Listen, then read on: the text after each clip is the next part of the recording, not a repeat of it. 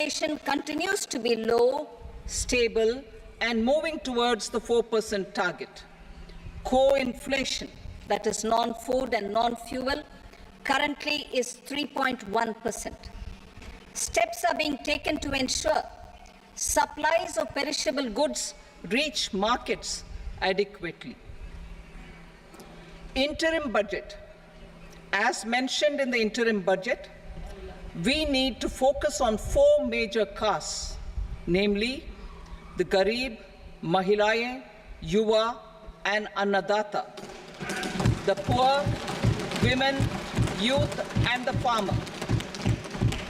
For Annadata, we announced higher minimum support prices a month ago for all major crops, delivering on the promise of at least a 50% margin over costs.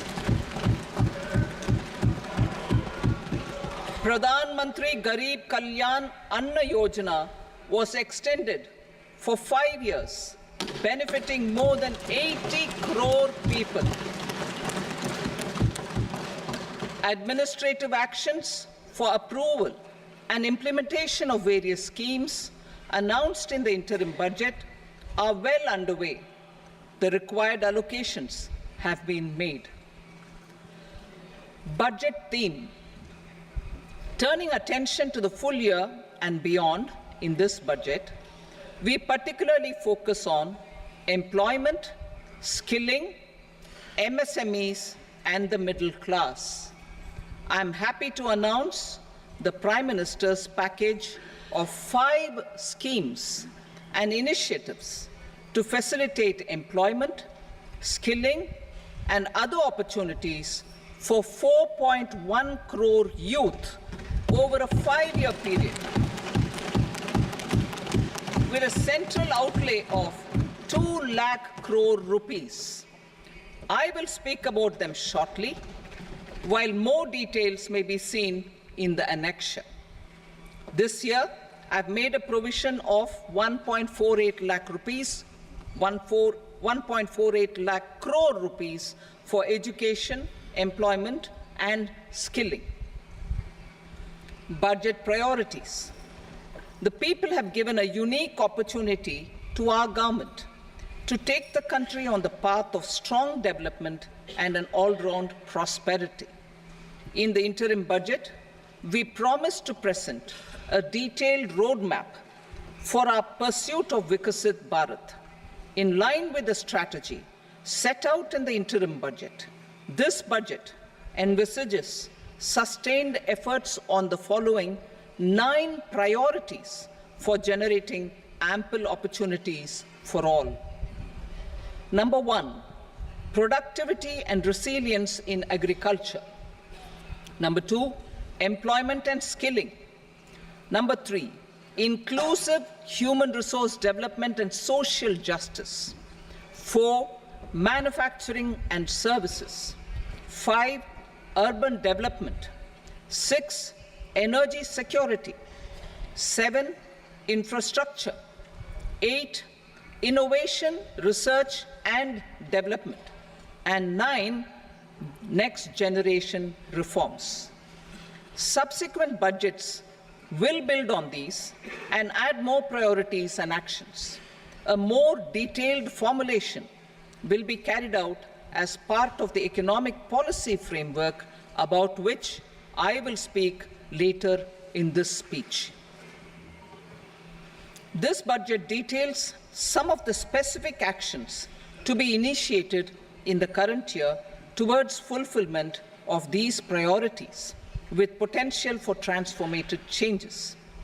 The budget also covers some of the previously made announcements with intent to strengthen them and step up their implementation for expediting our journey towards the goal of Viksit Bharat. Priority 1, productivity and resilience in agriculture. Transforming agricultural research. Our government will undertake a comprehensive review of the agricultural research setup to bring the focus on raising productivity, and developing climate-resilient varieties. Funding will be provided in challenge mode, including to the private sector. Domain experts, both from the government and outside, will oversee the conduct of such research. Release of new varieties. New 109 high-yielding and climate-resilient varieties of 32 field and horticultural crops will be released for cultivation by farmers. Natural farming. In the next 2 years, 1 crore farmers across the country will be initiated into natural farming, supported by certification and branding. Implementation will be through scientific institutions and willing gram panchayats. 10,000 need-based bio-input resource centers will be established. Missions for pulses and oil seeds. For achieving self-sufficiency in pulses and oil seeds, we will strengthen their production, storage, and marketing. As announced in the interim budget, a strategy is being put in place to achieve Atmanirbharta for oil seeds such as mustard, groundnut, sesame, soybean, and sunflower. Vegetable production and supply chains. Large-scale clusters for vegetable production will be developed closer to major consumption centers. We will promote farmer-producer organizations, cooperatives, and startups for vegetable supply chains, including for collection and storage and marketing. Digital public infrastructure for agriculture. Buoyed by the success of the pilot project, our government, in partnership with the states, will facilitate the implementation of the digital public infrastructure in agriculture for coverage of farmers and their lands in 3 years. During this year, digital crop survey for Kharif using the DPI will be taken up in 400 districts. The details of 6 crore farmers and their lands will be brought into the farmer and land registries. Further, the issuance of Jan Samarth based Kisan credit cards will be enabled in 5 states. Shrimp production and export. Financial support for setting up a network of nucleus breeding centers for shrimp brood stocks will be provided. Financing for shrimp farming, processing, and export will be facilitated through NABARD. National cooperation policy. Our government will bring out a national cooperation policy for systematic, orderly, and all-round development of the cooperative sector, fast-tracking growth of rural economy and generation of employment opportunities on a large scale will be the policy goal. This year, I have made a provision of 1.52 lakh crore rupees for agriculture and allied sectors.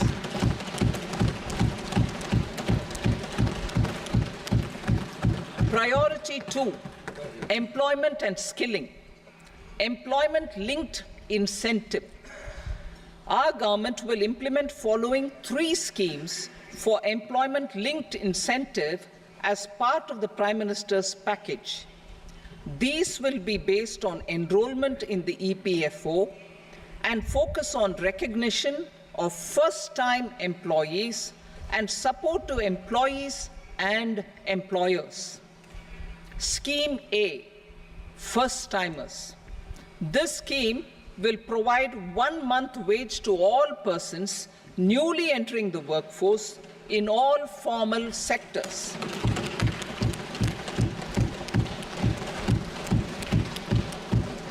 Direct benefit transfer of 1 month's salary in 3 installments to first-time employees, as registered in the EPFO, will be up to 15,000 rupees. The eligibility limit will be a salary of 1 lakh per month. The scheme is expected to benefit 210 lakh youths.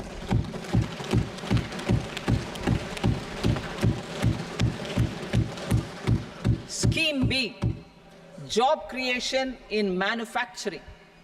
This scheme will incentivize additional employment in the manufacturing sector linked to the employment of first-time employees.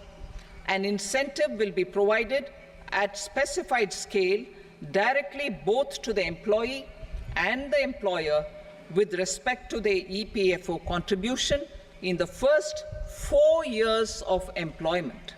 The scheme is expected to benefit 30 lakh youth entering employment and their employers.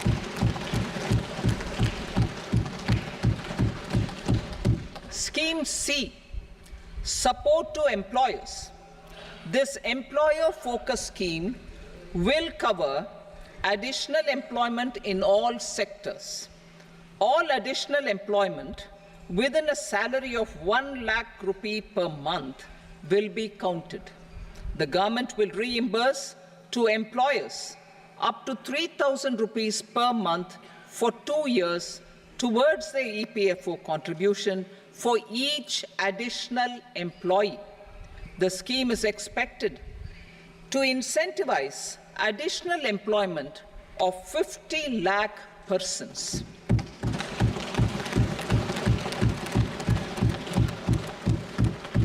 Participation of women in the workforce. We will facilitate higher participation of women in the workforce through setting up of working women hostels in collaboration with industry and establishing creches. In addition, the partnership will seek to organize women-specific skilling programs and promotion of market access for women SHG enterprises. Skilling program. I'm happy to announce a new centrally sponsored scheme as the 4th scheme under the Prime Minister's package for skilling in collaboration with state governments and industry. 20 lakh youth will be skilled over a 5-year period.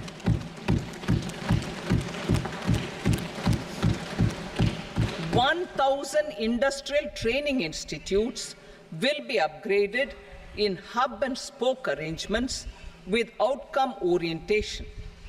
Course content and design will be aligned to the skill needs of industry, and new courses will be introduced for emerging needs." Skilling loans. The model skill loan scheme will be revised to facilitate loans up to 7.5 lakh rupees with a guarantee from a government-promoted fund. This measure is expected to help 25,000 students every year.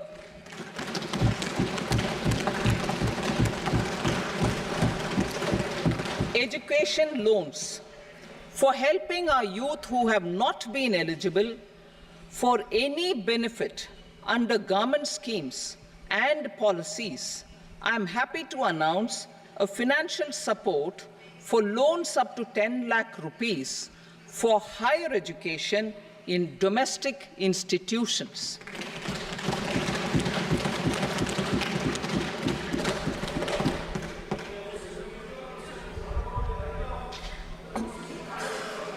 E-vouchers for this purpose.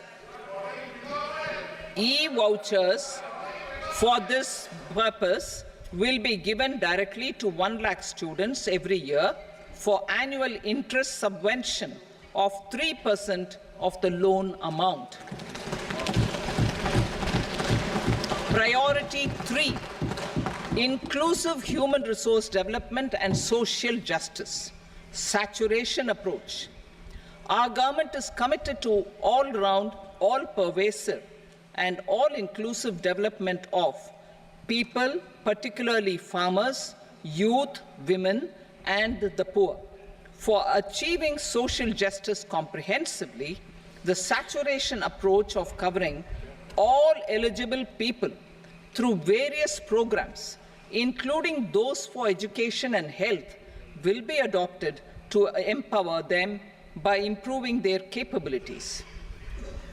Implementation of schemes meant for supporting economic activities by craftsmen, artisans, self-help groups, scheduled caste, scheduled tribe, and women entrepreneurs and street vendors such as the PM Vishwakarma, PM Swanidhi, National Livelihood Missions, and Stand Up India will be stepped up. Purvodaya. The states in the eastern part of the country are rich in endowments and have strong cultural traditions. We will formulate a plan, Purvodaya, for the all-round development of the eastern region of the country, covering Bihar, Jharkhand, West Bengal, Odisha, and Andhra Pradesh. This will cover human resource development, infrastructure, and generation of economic opportunities to make the region an engine to attain Vikasit Bharat. On the Amritsar-Kolkata Industrial Corridor, we will support development of an industrial node at Gaya. This corridor will catalyze industrial development of the eastern region. The industrial node at Gaya will also be a good model for developing our ancient centers of cultural importance into future centers of modern economy. This model shall showcase Vikas B, Virasat B in our growth trajectory. We will also support development of road connectivity projects, namely 1. Patna-Purnia Expressway, 2. Buxar-Bhagalpur Expressway, 3. Bodh Gaya, Rajgir, Vaishali and Darbhanga spurs, and 4. Additional 2-lane bridge over River Ganga at Buxar at a total cost of 26,000 crore rupees.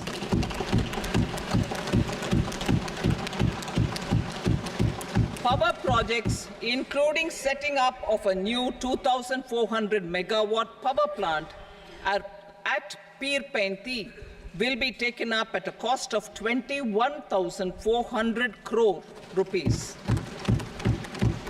New airports, medical colleges, and sports infrastructure in Bihar will be constructed. An additional allocation to support capital investments will be provided. The requests of Bihar government for external assistance from multilateral development banks will be expedited.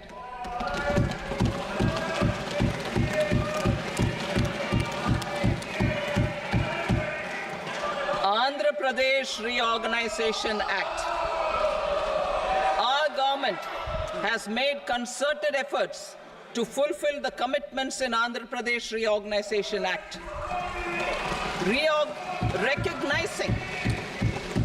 Recognizing the state's need for the capital, recognizing the state's need for a capital, we will facilitate special financial support through multilateral development agencies. In the current financial year, 15,000 crore rupees will be arranged with additional amounts in future years.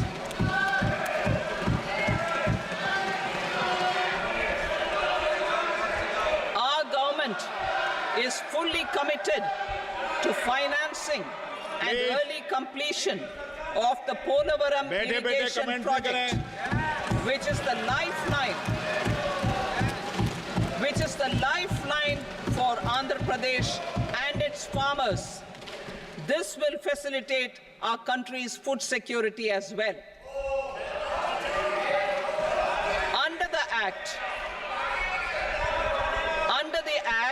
Andhra Pradesh Reorganization Act, for promoting industrial development, funds will be provided for essential infrastructure such as water, power, railways and roads in Kopparthi node on the Visakhapatnam-Chennai Industrial Corridor and Varavakal node on the Hyderabad-Bengaluru Industrial Corridor.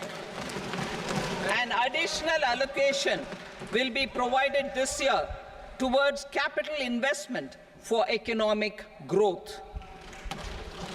Grants for backward regions of Rayalaseema, Prakasham, North Coastal Andhra, as stated in the Act, will be provided.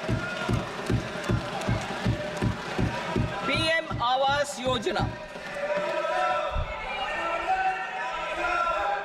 3 crore additional houses under the PM Awas Yojana in rural and urban areas in the country have been announced, for which the necessary allocations are being made. Women-led development. For promoting women-led development, the budget carries an allocation of more than 3 lakh crore for schemes benefiting women and girls. This signals our government's commitment for enhancing women's role in economic development. Pradhan Mantri Janjatiya Unnat Gram Abhiyan.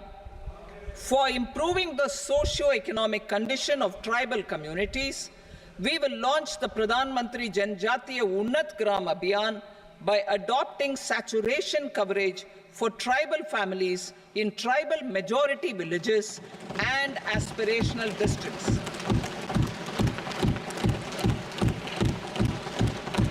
This will cover 63,000 villages, benefiting 5 crore tribal people.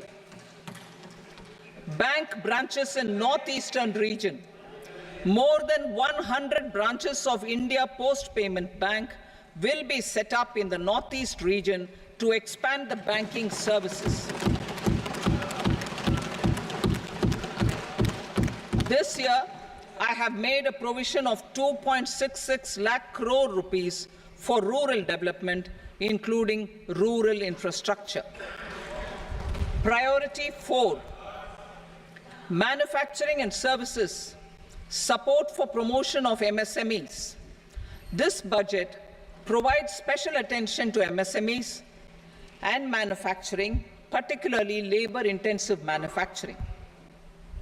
We have formulated a package covering financing, regulatory changes, and technology support for MSMEs to help them grow and also compete globally, as mentioned in the interim budget. I am happy to announce the following specific measures. Credit guarantee scheme for MSMEs in the manufacturing sector. For facilitating term loans to MSMEs for purchase of machinery and equipment without collateral or third-party guarantee, a credit guarantee scheme will be introduced. The scheme will operate on pooling of credit risks of such MSMEs. A separately constituted self-financing guarantee fund will provide to each applicant guarantee cover up to 100 crore rupees, while the loan amount may be larger. The borrower will have to provide an upfront guarantee fee and an annual guarantee fee on the reducing loan balance. New assessment model for MSME credit. Public sector banks will build their own in-house capability to assess MSMEs for credit instead of relying on external assessment. They will also take a lead in developing or getting developed a new credit assessment model based on the scoring of digital footprints of the MSMEs in the economy. This is expected to be a significant improvement over the traditional assessment of credit eligibility based only on asset or turnover criteria. That will also cover MSMEs without a formal accounting system. Credit support to MSMEs during stress period. I'm happy to announce a new mechanism for facilitating continuation of bank credit to MSMEs during their stress period while being in special mention account, SMA stage, for reasons beyond their control.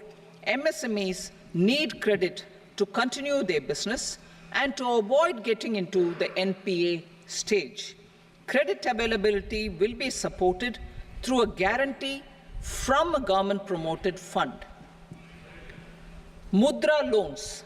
The limit of Mudra loans will be enhanced to 20 lakh from the current 10 lakh for those entrepreneurs who have availed and successfully repaid previous loans under the Tarun category. Enhanced scope for mandatory onboarding in TREDS.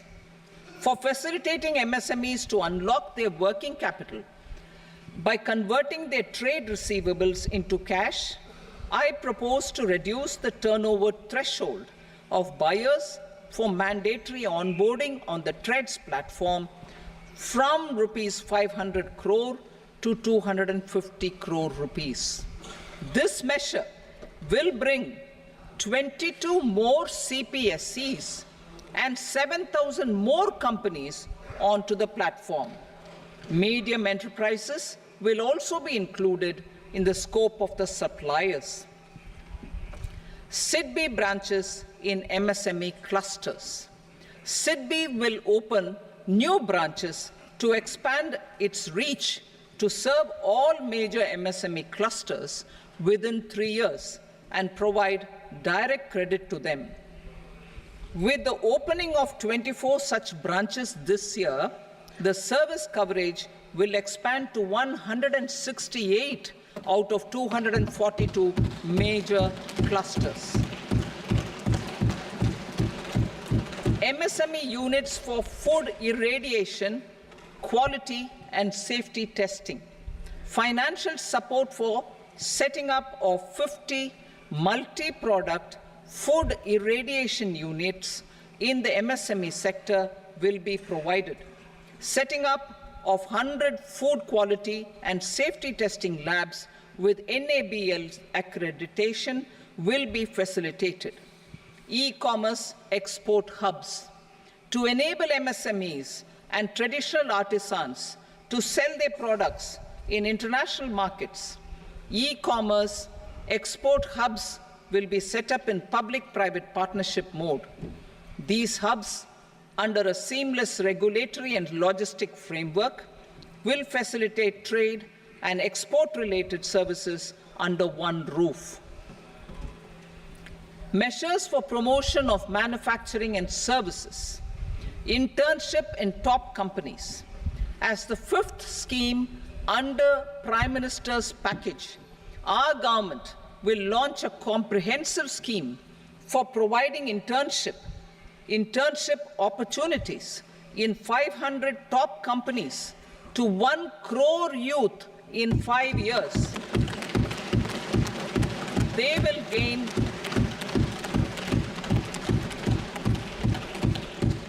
will gain exposure for 12 months to real-life business environment, varied professions, and employment opportunities. An internship allowance of 5,000 per month, 5,000 rupees per month, along with a one-time assistance of 6,000 rupees will be provided. Companies will be expected to bear the training cost and 10% of their internship cost from their CSR funds. Industrial parks. Our government will facilitate development of investment-ready, plug-and-play industrial parks with complete infrastructure in or near 100 cities in partnership with the states and private sector by better using town planning schemes. 12 industrial parks under the National Industrial Corridor Development Program also will be sanctioned.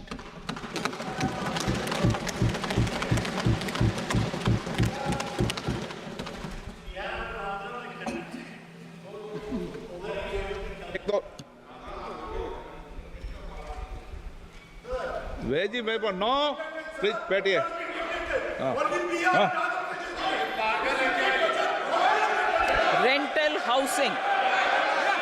Rental housing with dormitory type accommodation for industrial workers will be, just 1 minute. Rental housing, I repeat, rental housing with dormitory type accommodation for industrial workers will be facilitated in PPP mode with VGF support and commitment from anchor industries.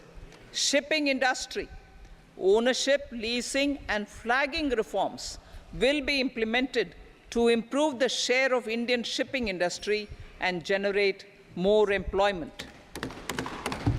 Critical mineral mission. We will set up a critical mineral mission for domestic production, recycling of critical minerals, and overseas acquisition of critical mineral assets. Its mandate will include technology development, skilled workforce, extended producer responsibility framework, and a suitable financing mechanism. Offshore mining of minerals. Our government will launch the auction of the first tranche of offshore blocks for mining, building on the exploration already carried out. Digital public infrastructure applications.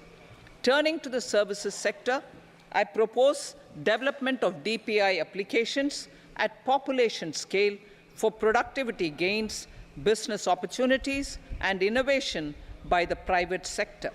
These are planned in the areas of credit, e-commerce, education, health, law and justice, logistics, MSME service delivery, and urban governance. Integrated technology platform for IBC ecosystem. An integrated technology platform will be set up for improving the outcomes under the Insolvency Bankruptcy Code for achieving consistency, transparency, timely processing, and better oversight for all stakeholders. Voluntary closure of LLPs.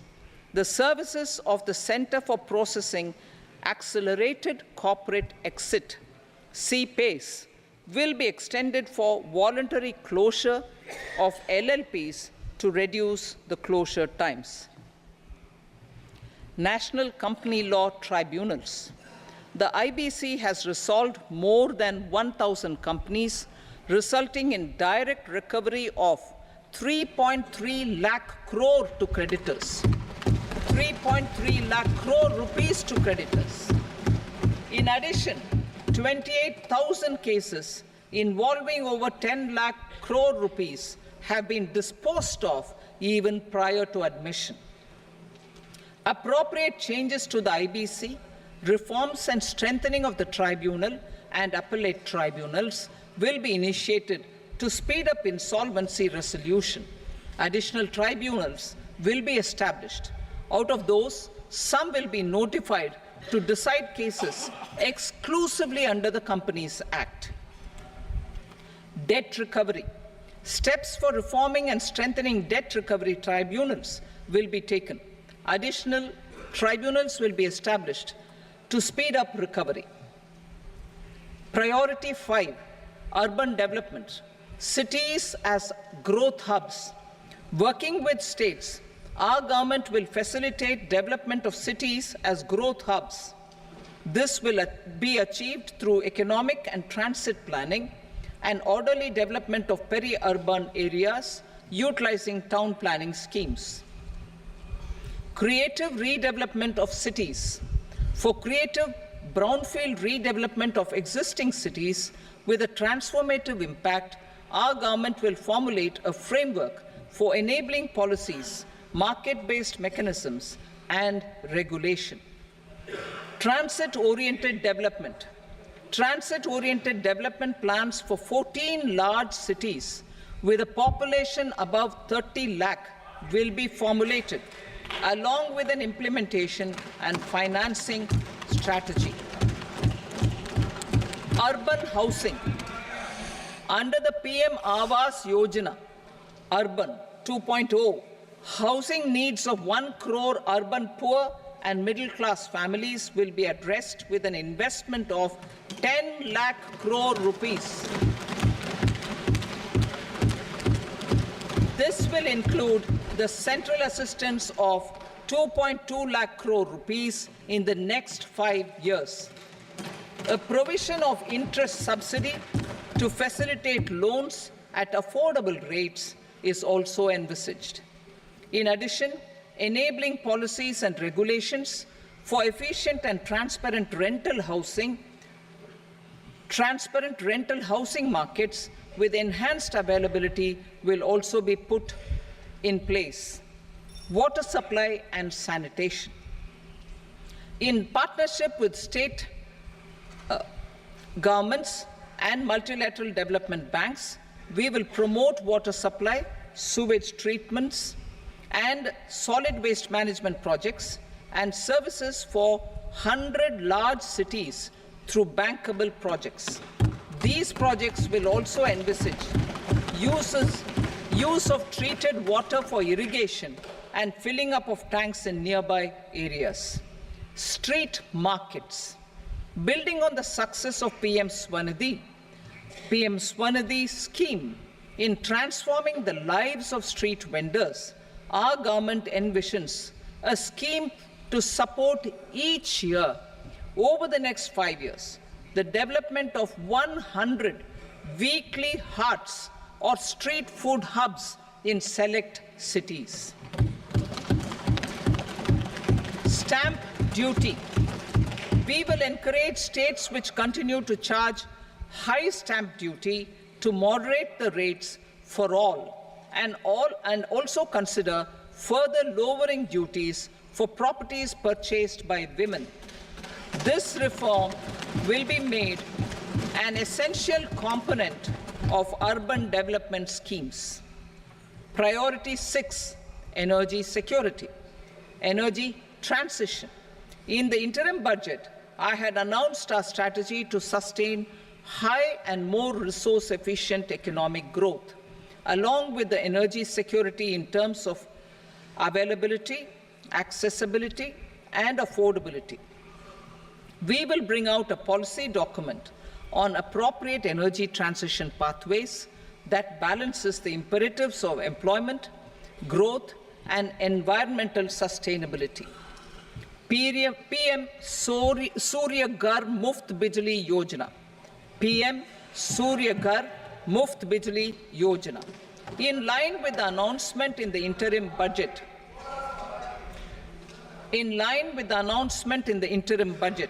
PM Surya Ghar Muft Bijli Yojana has been launched to install rooftop solar plants to enable 1 crore households obtain free electricity up to 300 units every month. The scheme has generated remarkable response with more than 1.28 crore registrations and 14 lakh applications, and we will further encourage it. Pumped storage policy. A policy for promoting pumped storage projects will be brought out for electricity storage and facilitating smooth integration of the growing share of renewable energy with its variable and intermittent nature in the overall energy mix. Research and development of small and modular nuclear reactors.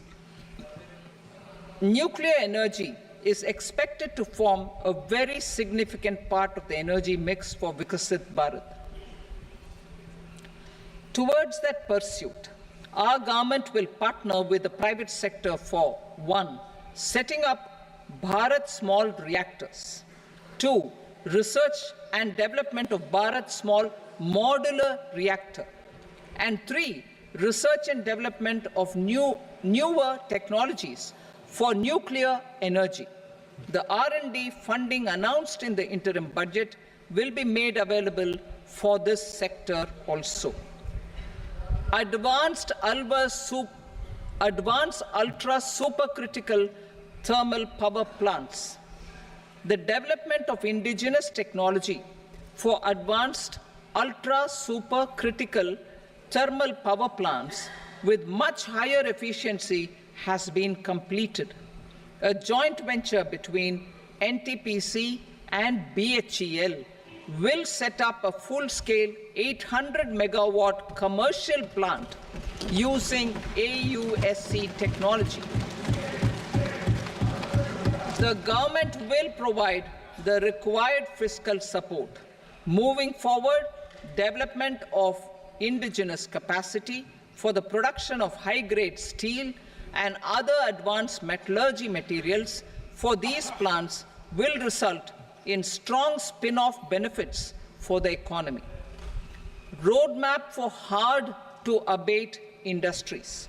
A roadmap for moving the hard-to-abate industries from energy efficiency targets to emission targets will be formulated. Appropriate regulations for transition of these industries from the current perform, achieve, and trade mode to Indian carbon market mode will be put in place. Support to traditional micro and small industries. An investment-grade energy audit of traditional micro and small industries in 60 clusters, including brass and ceramic, will be facilitated. Financial support will be provided for shifting them to cleaner forms of energy and implementation of energy efficiency measures.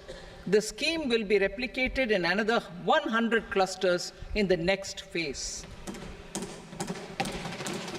Priority 7, infrastructure investment by central government. Significant investment the central government has made over the years in building and improving infrastructure has had a strong multiplier effect on the economy. We will endeavor to maintain strong fiscal support for infrastructure over the next 5 years in conjunction with imperatives of other priorities and fiscal consolidation. This year, I have provided 11,11,111 crore rupees for capital expenditure. This would be 3.4% of our GDP. Infrastructure investment by state governments. We will encourage states to provide support of similar scale for infrastructure, subject to their development priorities. A provision of 1.5 lakh crore rupees for long-term interest-free loans have been made this year also to support the states in their resource allocation. Private investment in infrastructure. Investment in infrastructure by private sector will be promoted through viability gap funding and enabling policies and regulations. A market-based financing framework will be brought out. Pradhan Mantri Gram Sadak Yojana, Phase 4 of the PMGSY will be launched to provide all-weather connectivity to 25,000 rural habitations, which have become eligible in view of their population increase. Irrigation and flood mitigation. Bihar has frequently suffered from floods, many of them originating outside the country. Plans to build flood control structures in Nepal are yet to progress. Our government, through the Accelerated Irrigation Benefit Program and other sources, will provide financial support for projects with estimated cost of 11,500 crore rupees, such as the Kosi-Michi intra-state link, and 20 other ongoing and new schemes, including barrages, river pollution abatement, and irrigation projects. In addition, survey and investigation of Kosi-related flood mitigation and irrigation projects will be undertaken.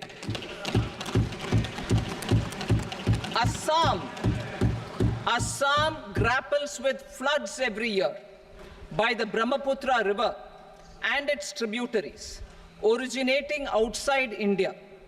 We will provide assistance to Assam for flood management and related projects.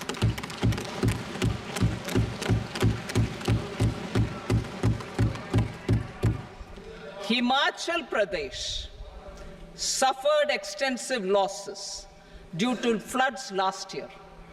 Our government will provide assistance to the state for reconstruction and rehabilitation through multilateral development assistance.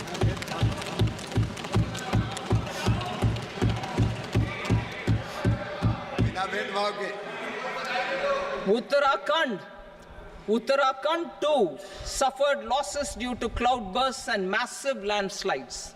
We will provide assistance to the state. Recently, Sikkim witnessed devastating flash floods and landslides that wreaked havoc across the state.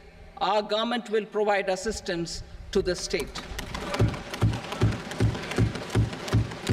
Tourism has always been a part of our civilization. Our efforts in positioning India as a global tourist destination will also create jobs, stimulate investments, and unlock economic opportunities for other sectors. In addition to the measures outlined in the interim budget, I propose the following measures. Vishnupad Temple at Gaya and Mahabodhi Temple at Bodh Gaya in Bihar are of immense spiritual significance. Comprehensive development of Vishnupad Temple Corridor and Mahabodhi Temple Corridor will be supported, modeled on the successful Kashi Vishwanath Temple Corridor to transform them into world-class pilgrim and tourist destinations. Rajgir holds immense religious significance for Hindus, Buddhists, and Jains. The 20th Tirthankara Muniswarata Temple in the Jain temple complex is ancient. The Saptarishi, or the 7 hot springs, form a warm water Brahmkund that is sacred. A comprehensive development initiative for Rajgir will be undertaken. Our government will support the development of Nalanda as a tourist center, besides reviving Nalanda University to its glorious stature. Odisha's scenic beauty, temples, monuments, craftsmanship, wildlife sanctuaries, natural landscapes, and pristine beaches make it an ultimate tourism destination. Our government will provide assistance for their development to Odisha as well.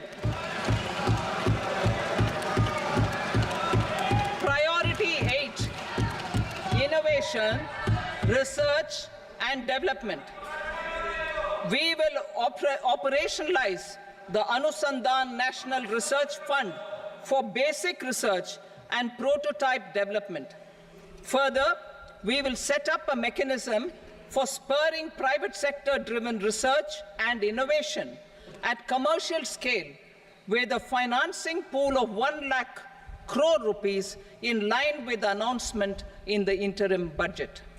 Space economy. With our continued emphasis on expanding the space economy, by 5 times in the next 10 years. A venture capital fund of 1,000 crore rupees will be set up. Priority 9, next generation reforms. Economic policy framework.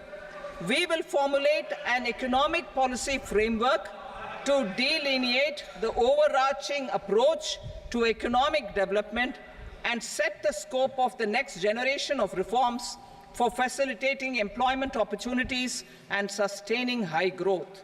Our government will initiate and incentivize reforms for 1. Improving productivity of factors of production, and 2. Facilitating markets and sectors to become more efficient. These reforms will cover all factors of production, namely land, labor, capital, and entrepreneurship, and technology as an enabler of improving total factor productivity and bridging inequality. Effective implementation of several of these reforms requires collaboration between the centre and the states, and building consensus as development of the country lies in development of the states. For promoting competitive federalism and incentivizing states for faster implementation of reforms, I propose to earmark a significant part of the 50-year interest-free loan. Working with the states, we will initiate the following reforms.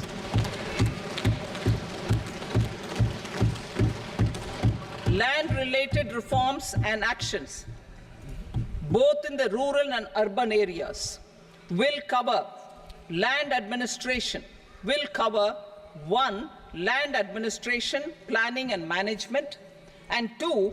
Urban planning usage and building bylaws. These will be incentivized for completion within the next 3 years through appropriate fiscal support. Rural land-related actions. Rural land-related actions will include 1. Assignment of unique land parcel identification number, UL PIN, or Bhu Aadhaar for all lands. 2. Digitization of cadastral maps. 3. Survey of subdivisions, survey of map subdivisions as per current ownership. 4. Establishment of land registry. And 5. Linking to the farmers registry. These actions will also facilitate credit flow and other agricultural services. Urban land-related actions. Land records in urban areas will be digitized with GIS mapping. An IT-based system for property record administration, updating, and tax administration will be established. These will also facilitate improving the financial position of urban local bodies. Labor-related reforms. Services to labor. Our government will facilitate the provision of a wide array of services to labor, including those for employment and skilling. A comprehensive integration of eShram portal with other portals will facilitate such one-stop solution. Open architecture databases for the rapidly changing labor market, skill requirements, and available job roles, and a mechanism to connect job aspirants with potential employers and skill providers will be covered in these services. Shram Suvidha and Samadhan portal. Shram Suvidha and Samadhan portal will be revamped to enhance ease of compliance for industry and trade. Capital and entrepreneurship related reforms, financial sector vision and strategy. For meeting financing needs of the economy, our government will bring out a financial sector vision and strategy document to prepare the sector in terms of size, capacity, and skills. This will set the agenda for the next 5 years and guide the work of the government, regulators, financial institutions, and market participants. Taxonomy for climate finance. We will develop taxonomy for climate finance for enhancing the availability of capital for climate adaptation and mitigation. This will support achievement of the country's climate commitments and green transition.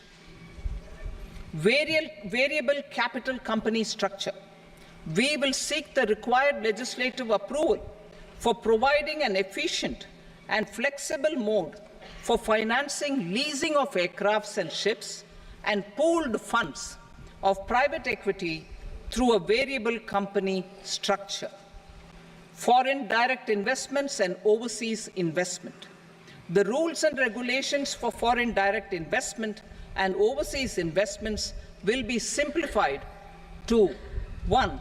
Facilitate foreign direct investments, 2. Nudge prioritization, and 3. Promote opportunities for using Indian rupee as a currency for overseas investment. NPS Vatsalya. NPS Vatsalya, a plan for contribution by parents and guardians for minors, will be started. On attaining the age of majority, the plan can be converted seamlessly into a normal NPS account. Use of technology. We have successfully used technology for improving productivity and bridging inequality in our economy during the past 10 years. Public investment in digital infrastructure and innovations by the private sector have helped in improving access of all citizens, particularly the common people, to market resources, education, health and services. We will step up adoption of technology towards digitalization of the economy. Ease of doing business. For enhancing ease of doing business, we are already working on the Jan Vishwas Bill 2.0. Further, states will be incentivized for implementation of the business reforms, action plans, and digitalization. Data and statistics. For improving data governance, collection, processing and management of data and statistics, different sectoral databases, including those established under the Digital India Mission, will be utilized with active use of technology tools. New pension scheme. The committee to review the NPS has made considerable progress in its work. I am happy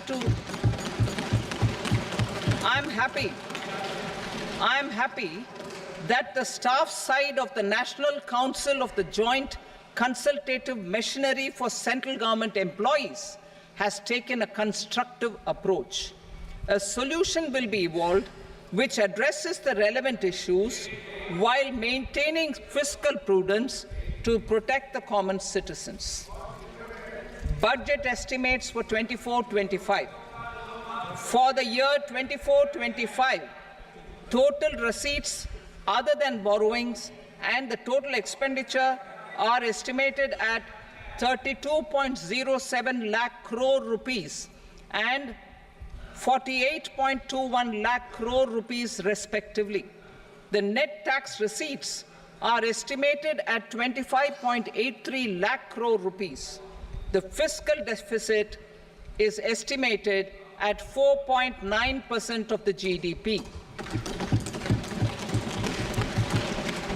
The gross and the net market borrowings through dated securities during 24-25 are estimated at 14.01 lakh crore rupees and 11.63 lakh crore rupees respectively.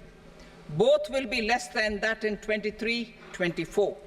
The fiscal consolidation path announced by me in 2021 has served our economy very well, and we aim to reach the deficit below 4.5% next year.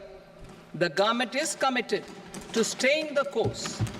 From 2026-27 onwards, our endeavor will be to keep the fiscal deficit each year such that the central government's debt will be on a declining path as percentage of GDP. I will now move to Part B.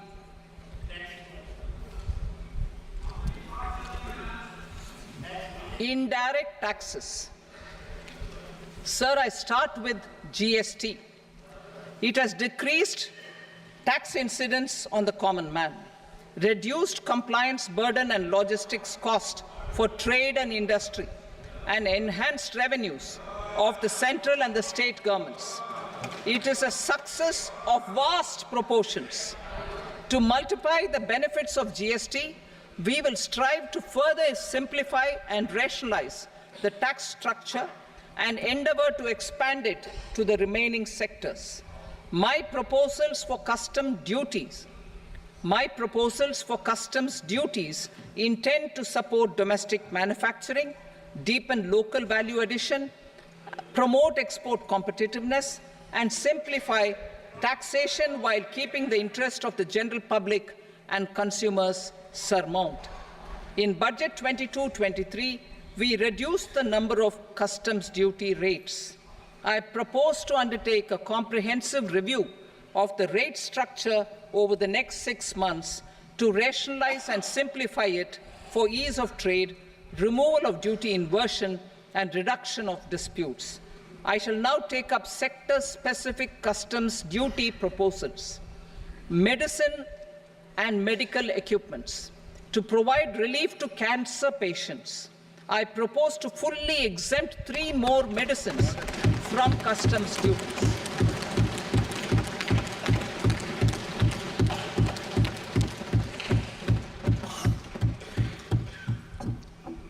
I also propose changes in the BCD on X-ray tubes and flat panel detectors for use in medical X-ray machines under the phased manufacturing program so as to synchronize them with the domestic capacity addition.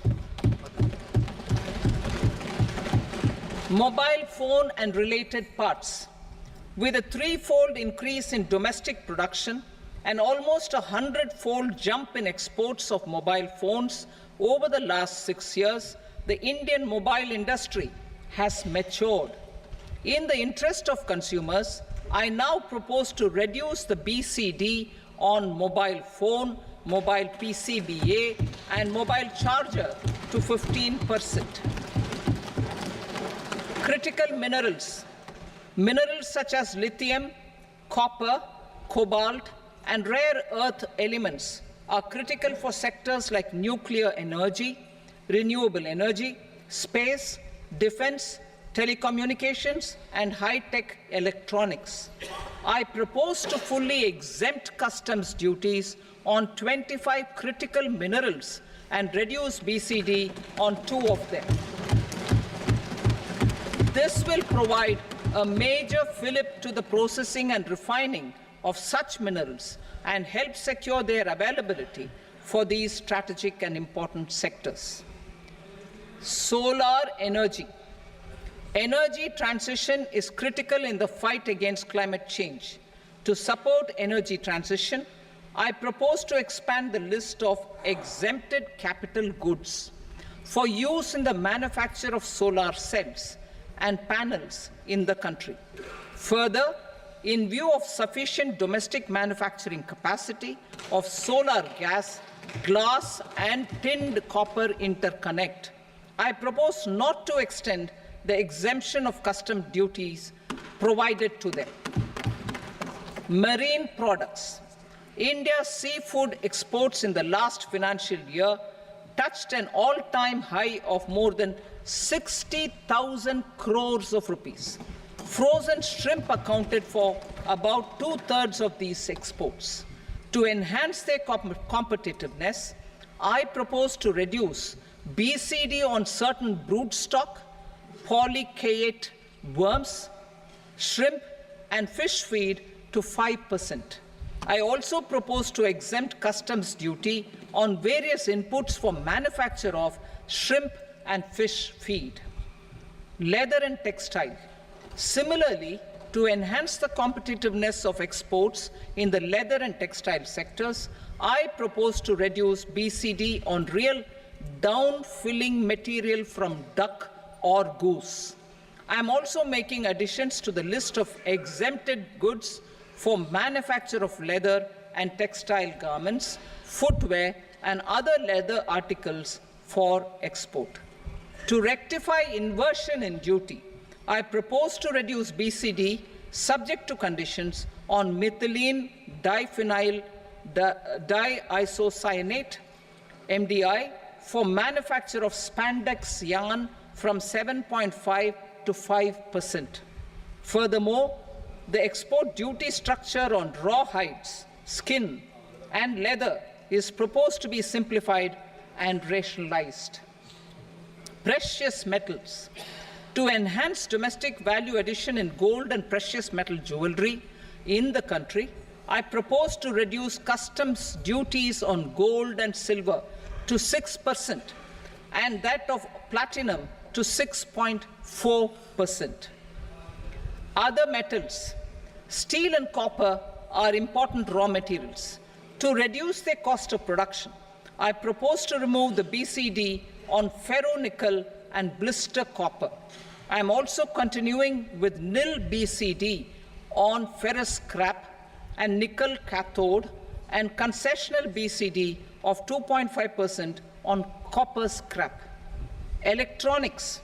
To increase value addition in the domestic electronics industry, I propose to remove the BCD subject to conditions on oxygen-free copper for manufacture of resistors.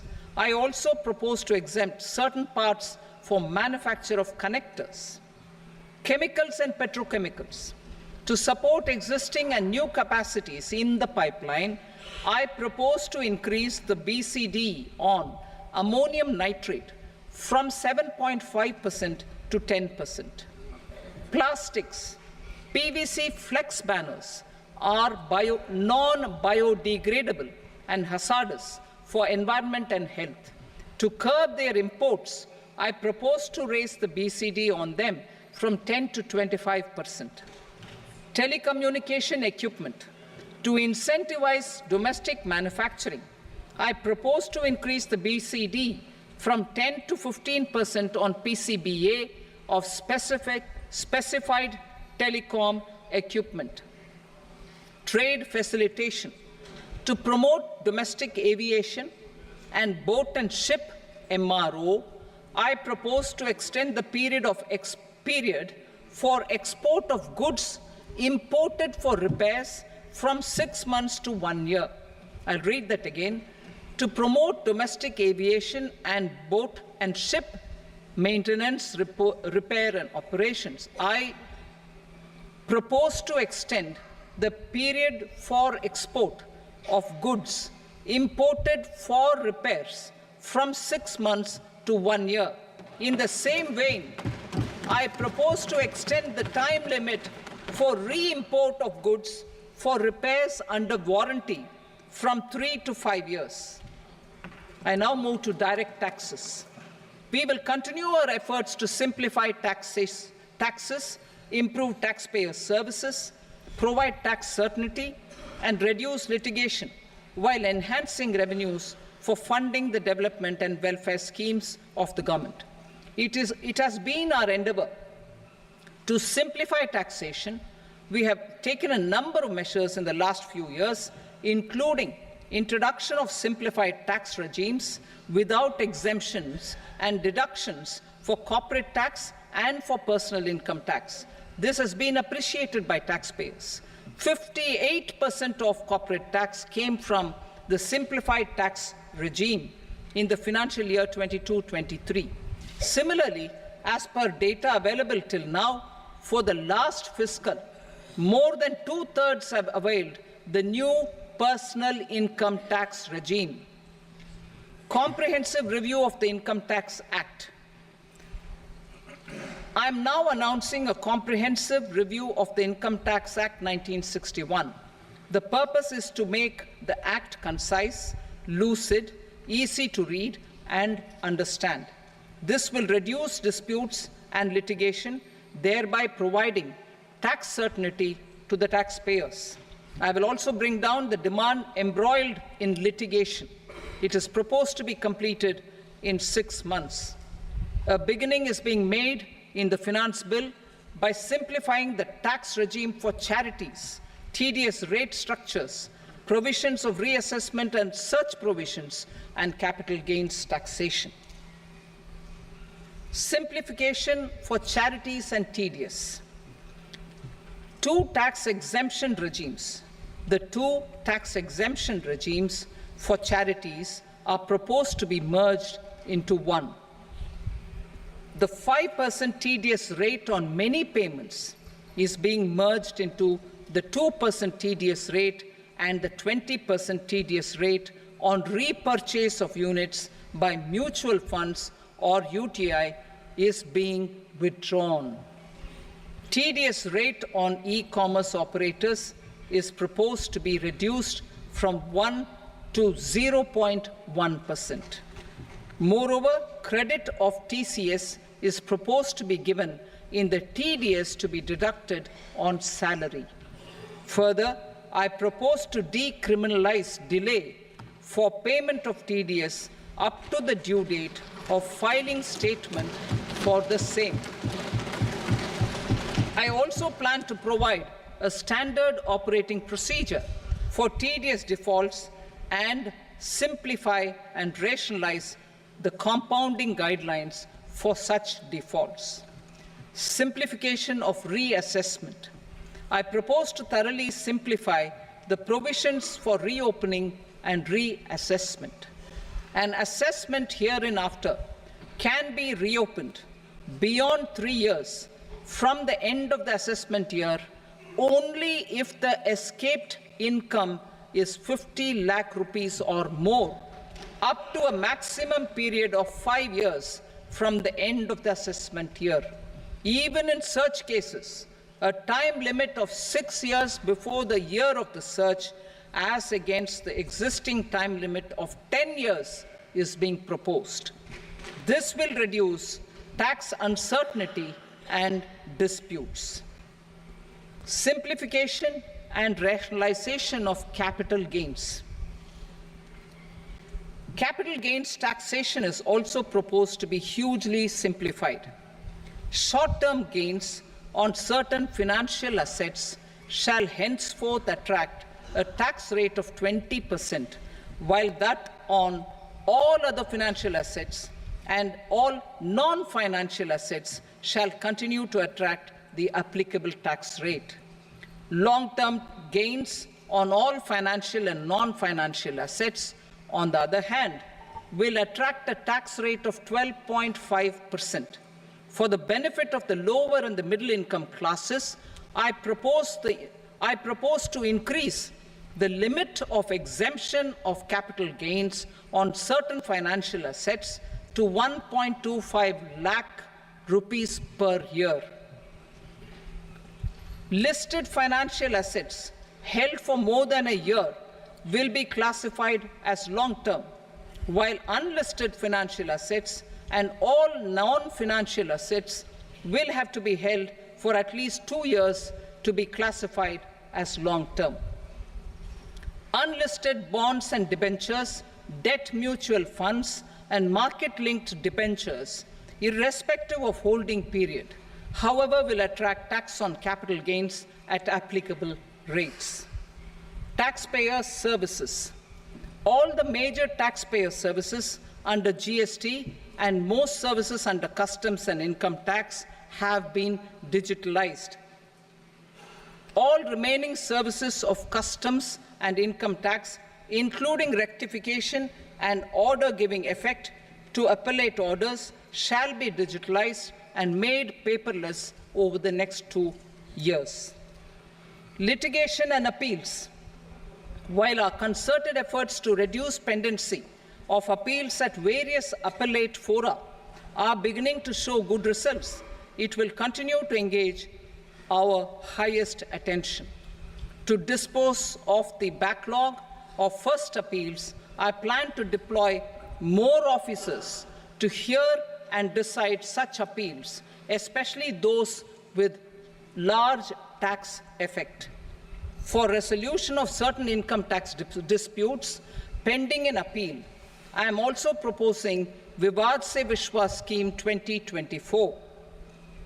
Further, I propose to increase monetary limits for filing appeals related to direct taxes, excise, and service tax in the tax tribunals, high courts, and Supreme Court to 60 lakh rupees, 2 crore rupees, and 5 crore respectively, with a view to reduce litigation and provide certainty in international taxation.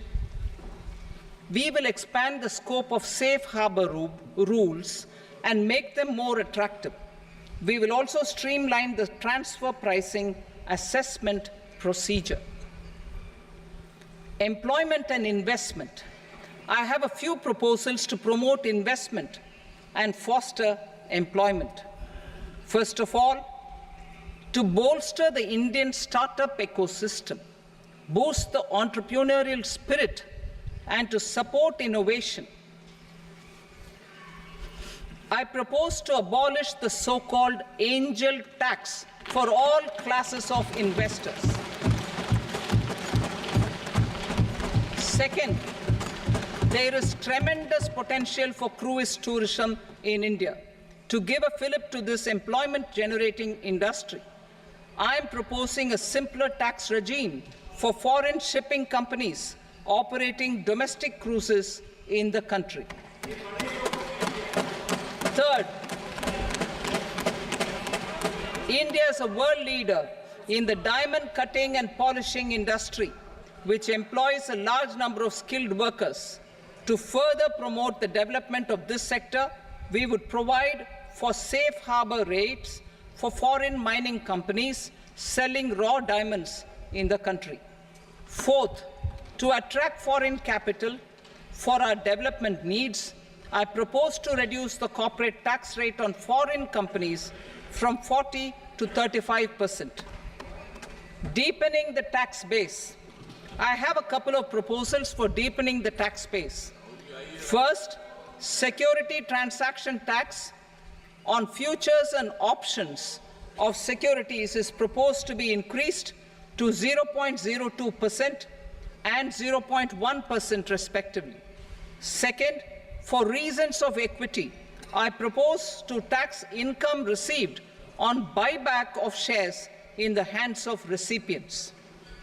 Other proposals: to improve social security benefits, deduction of expenditure by employers towards NPS is proposed to be increased from 10 to 14% of the employee's salary.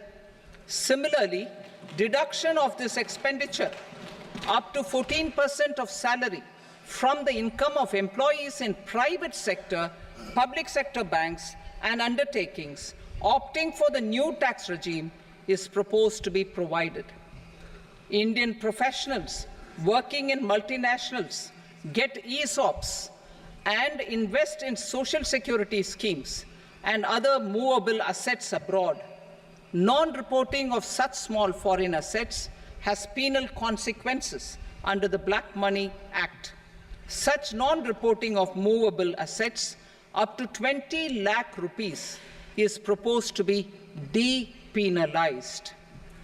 Other major proposals in the finance bill relate to withdrawal of equalization levy of 2%, expansion of tax benefits to certain funds and entities in IFSCs, and immunity from penalty and prosecution to Benamidar on full and true disclosure so as to improve conviction under the Benami Transaction Prohibition Act 1988. Personal income tax. Coming to personal income tax rates, I have two announcements to make for those opting for the new tax regime. First, the standard deduction for salaried employees is proposed to be increased from 50,000 to 75,000 rupees.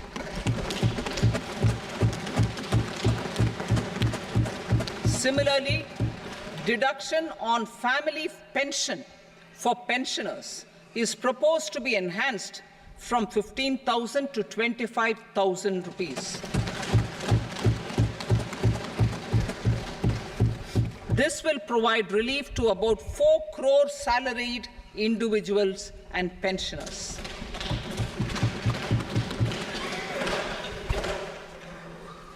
Second, in the new tax regime, the tax rate structure is proposed to be revised as follows.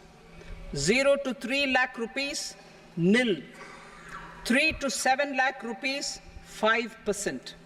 7 to 10 lakh rupees, 10%. 10 to 12 lakh rupees, 15%. 12 to 15 lakh rupees, 20%. And above 15 lakh rupees, 30%.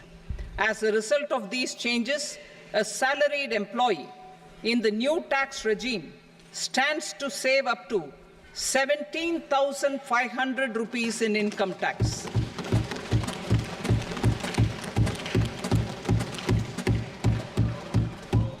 Apart from these, I am also making some other changes as given in the annexure.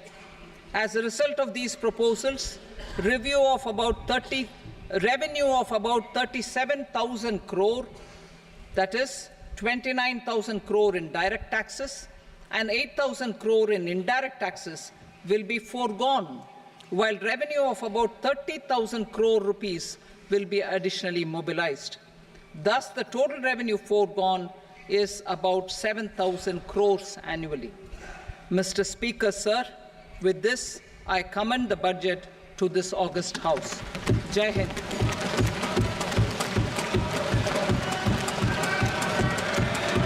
Item number 2. Item number 2.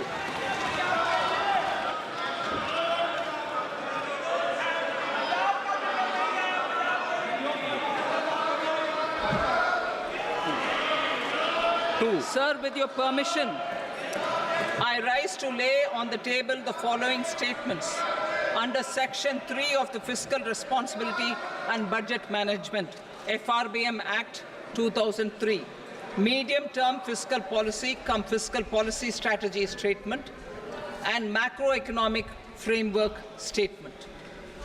Item number 3. Sir, with your permission, I rise to move for leave to introduce the Finance Number 2 Bill 2024. प्रश्न ये कि विधेयक को पुनर्स्थापित करने की अनुमति प्रदान की जाए। जो सदस्य इसके पक्ष में हाँ कहें, जो सदस्य विरोध में ना कहें। मेरे विचार में निर्णय हाँ वालों के पक्ष में अनुमति प्रदान की जाती है। माननीय मंत्री जी, अब विधेयक पुनर्स्थापित करें। Sir, I introduce the bill. Item number 4. The Union Territory of Jammu and Kashmir budget. Sir, I rise to present a statement, Hindi and English versions, of the estimated receipts and expenditure of the Union Territory of Jammu and Kashmir for the year 24-25. सभा की कार्रवाई कल बुधवार दिनांक 24 जुलाई 2024 को प्राप्त 11 बजे तक के लिए स्थगित की जाती है।